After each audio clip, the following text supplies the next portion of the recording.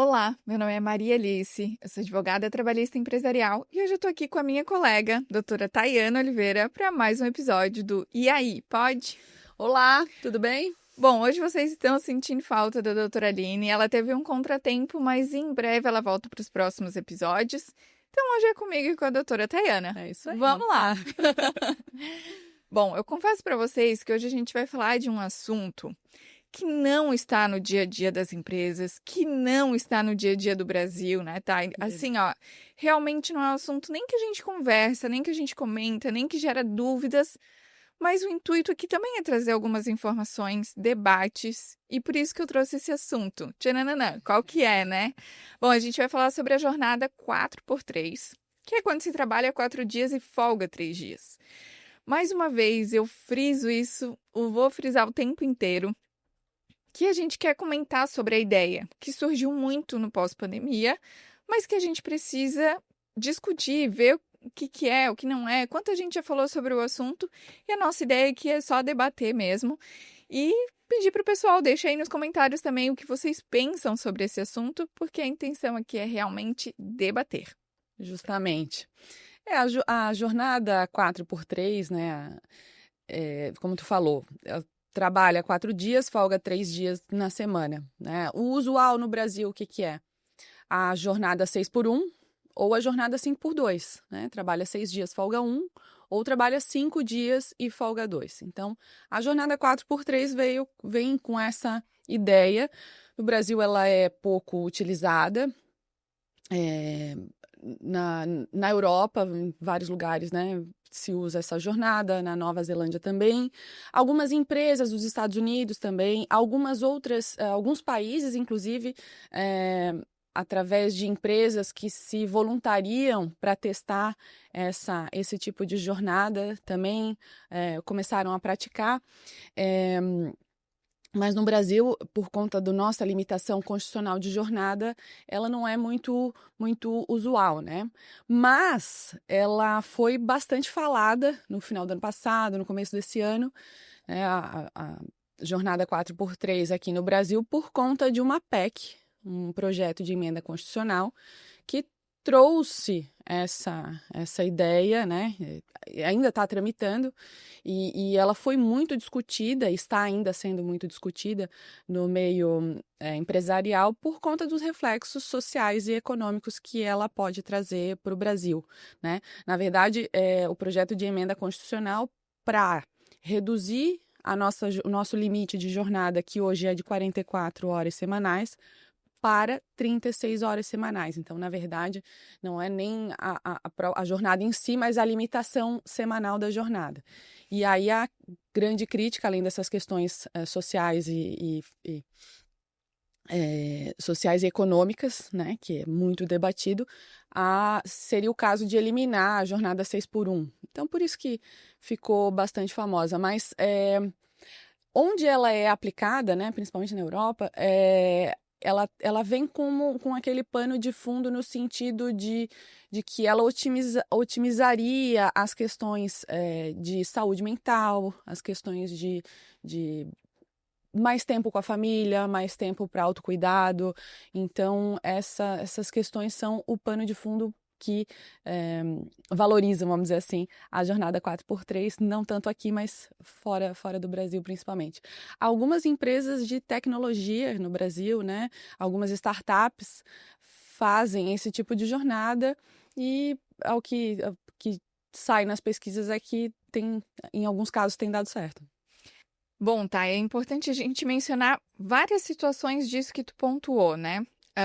Primeiro, assim, sem sombra de dúvidas, a gente tem que cumprir o que a legislação atual ela nos preconiza, né? Que é a questão de 44 horas semanais e 8 horas diárias.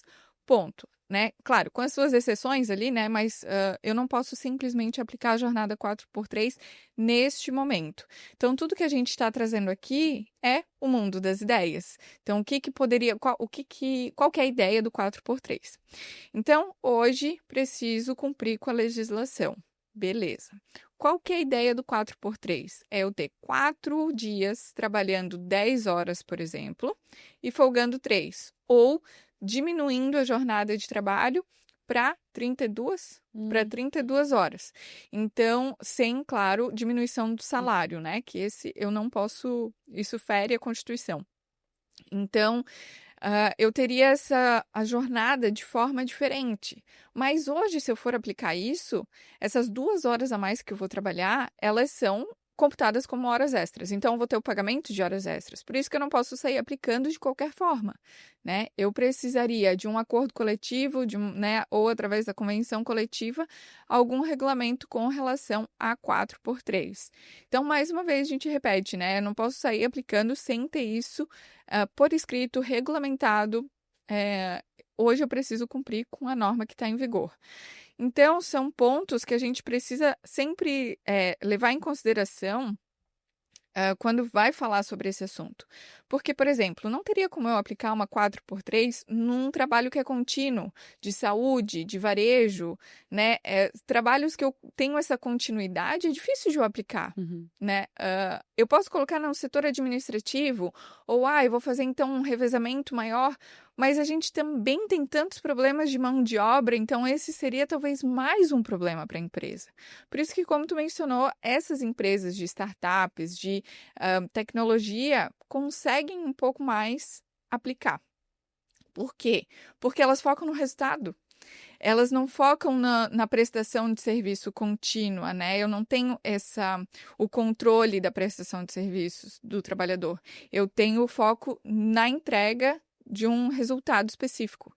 Então, é um pouco mais fácil de aplicar, porque essa é a ideia da 4x3. Não é que eu vou ter uma folga a mais no dia, é que eu simplesmente vou mudar o mindset da empresa. Ao invés de um líder controlar uma produção contínua, eu vou controlar o resultado. Então, porque muita gente vai pensar assim, então tá, vou folgar mais um dia e tudo certo. Não, mas você vai ter que entregar mais. Então, a empresa vai ter que trabalhar numa gestão, né, uma cultura organizacional diferente, uma gestão diferente, reuniões objetivas, trabalho mais específico.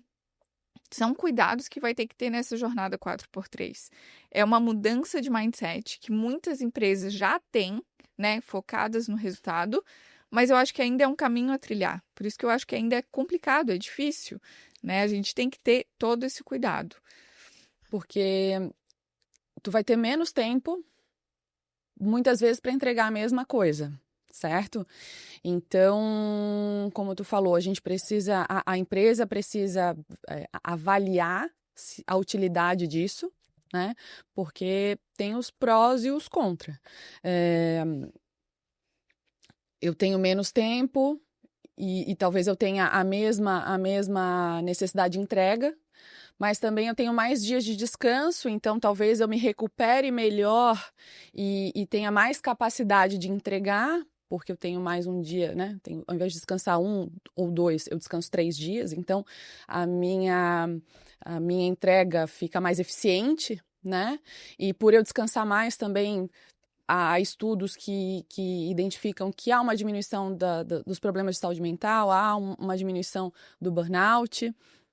Mas eu vejo particularmente que isso precisa de muita organização e muita gestão para efetivamente funcionar, não só na questão primeira que tu trouxesse com relação à jornada, ao horário, para legitimar essa compensação semanal.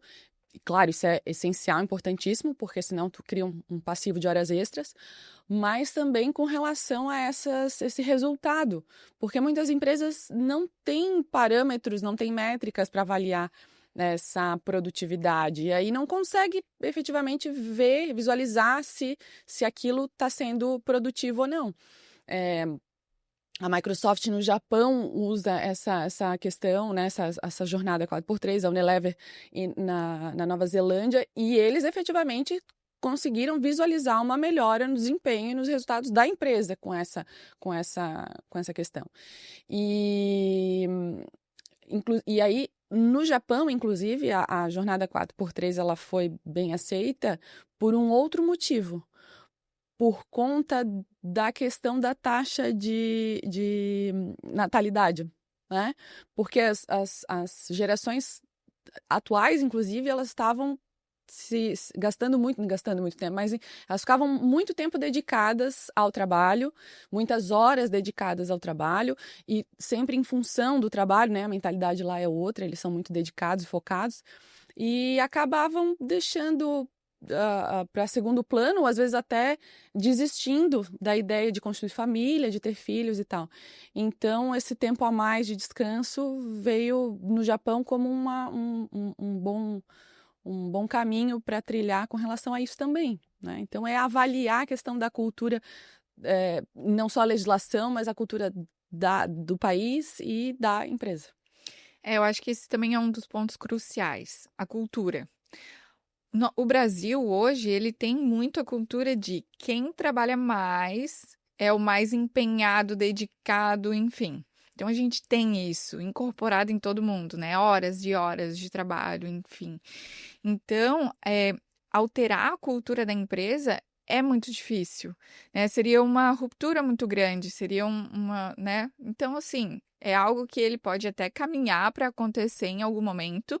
Até espero que algum dia a gente volte a falar sobre esse assunto, trazendo novidades, né? Se teve alguma mudança. Mas atualmente particularmente, eu vejo de difícil aplicação no Brasil.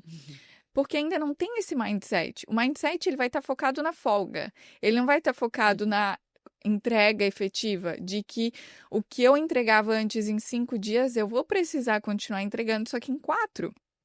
Né? Então, é uma mudança de cabeça e de cultura mesmo, né?